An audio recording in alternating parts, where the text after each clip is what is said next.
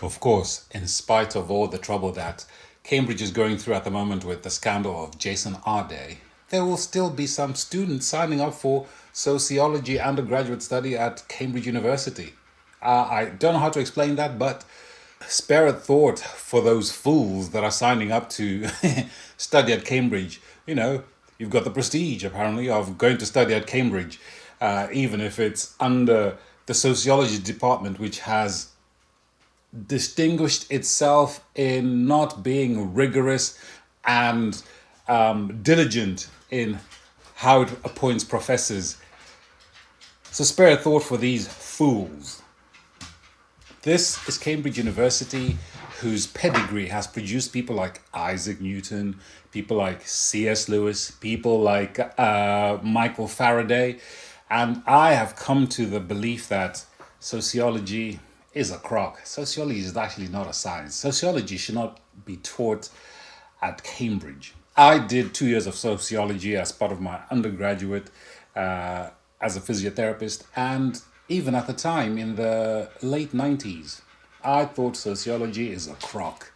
Here it is trying very hard to pretend that it's a science, but it's all mumbo jumbo. Sorry, Margaret Mead. I also did psychology, by the way. I did 2 years of psychology and sociology, so I know a little bit about these things. And I'm afraid to say most of it is hokum.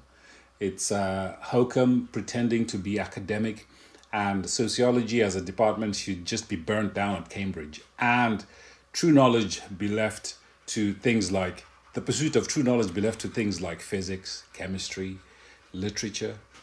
Sociology is a crock. Sociology, and I have to say, psychology, yeah, barely makes it. There are some interesting things about psychology, the workings of the mind, but once you get wokeness into it, psychology is also a crock. That's my opinion. Come at me. That's my opinion.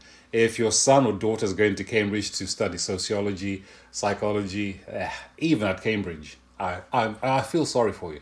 I feel sorry for you. I think part of the problem is education became so democratized. It was for the masses. Tertiary education was made for the masses by Tony Blair, so that universities started to fill places with things like sociology, things like, well, sociology predates Tony Blair, but now you can get degree courses in Lego, you can get degree courses in all kinds of things, all kinds of things. And because so many people are going to university, whereas before university used to be for a select few of high intelligence, for a select few who are going to be cultural leaders, who are going to be thought leaders, but now it's for everyone. And since it's for everyone, you inevitably have to lower the standards. If everyone that goes to university, or if most people that go to university have to go through and pass, it means you have to lower the standards. You actually have to lower the standards. So instead of making everyone clever, you actually dumbing down education. You actually dumbing down education for everyone, so that it doesn't take much to pass these days. I compare the curriculum that I had to go through as a physiotherapist to what physiotherapy students are learning today, and I just weep. Like, these people are half baked. I had a 4 year course which was jam packed with so much study, and now you can do physiotherapy in 2 years, just like that. I despair for this country, and I despair for the doctors that are coming out of training. Don't be surprised at the terrible care that you're receiving from the doctors, the young doctors. It's not their fault. It's how they've been trained. If you make medicine available to everyone, don't be surprised that you get cheap doctors. Don't be surprised that you get cheap practitioners for nurses, for every medical profession. Don't be surprised that you get terrible lawyers.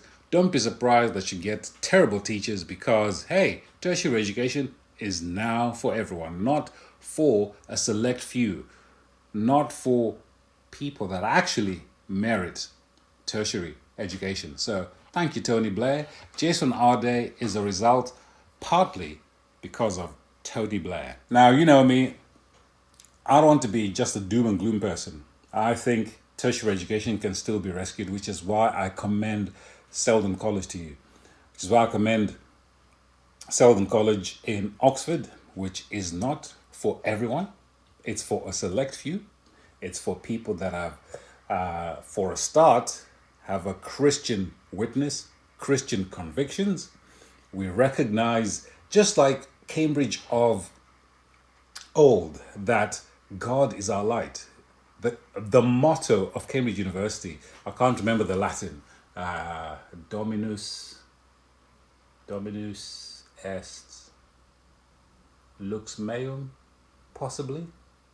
The Lord is my light, from the Psalms. The Lord is my light. All that we know about this world is because God has illuminated it. We cannot know anything in this world without God illuminating these things. It is God's pleasure to conceal things, and it's the pleasure of kings to search these things out. So if you are thinking of Selden, have a Christian outlook, because ultimately it is Christians in the West that have made the most progress in discovering all these things that God has hidden. Yes, China has made some progress historically, mathematically. Yes, you can actually even say Islam did, but that's with an asterisk. Asterisk. Oof, sounded black there. Asterisk. It's asterisk because most of the things that happened in Islamic Renaissance were actually due to Christians who were captured. If you capture John Smith and change his name to Muhammad Abdul, he's still English inside, and he may conform externally to Islam, but still think like an Englishman and make great leaps and bounds in mathematical discoveries. And Islam will claim that for themselves. But Islam is nothing. Islam actually hates academic progress. Islam, in its purest form, is in Afghanistan, where they will tear down universities, where they will tear down educational institutions. So, yeah, this Islamic renaissance in the pre-Middle Ages time and Middle Ages is actually due to Christians. It's just Christians who had been captured by Islamists. It's a bit like Saudi Arabia claiming to have invented highways and fast sports cars just because they can afford it now, now that they have a lot of oil. When these inventions were actually made by Western Christians. So I don't want to be a downer. May I commend Selden College to you? It's not for everyone. It's for a select few, people that are Christians, people that recognize the importance, the value of a Christian worldview, but are steeped in Western tradition or want to be steeped in the great Western tradition that has shaped our culture.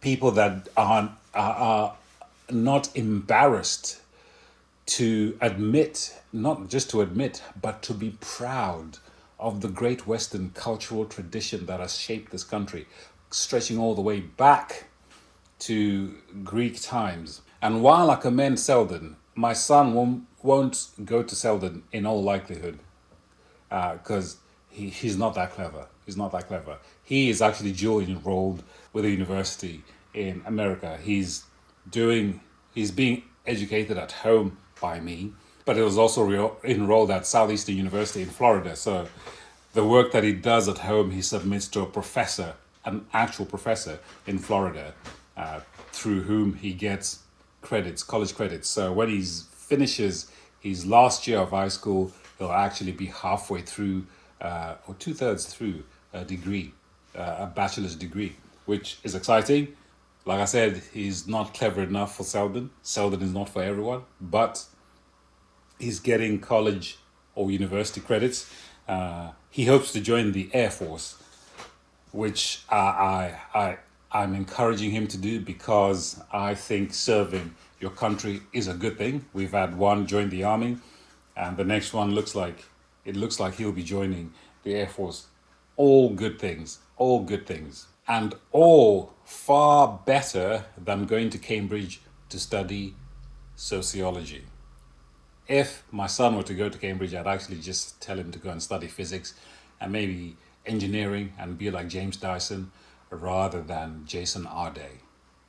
That's something far better because James Dyson actually contributes to the economy, actually contributes to this country. He employs people. Sadly, he's in a move that I disagree with. He's moved his manufacturing plants to Asia. I'd rather James Dyson had his factories in this country employing British people, but hey ho, you can't do everything right. And if my son were to be an engineer, I would love for him to open an engineering endeavor in this country, employing primarily his relatives, his friends, and other British employees rather than foreigners. But that's for the future. For now, it's SEU.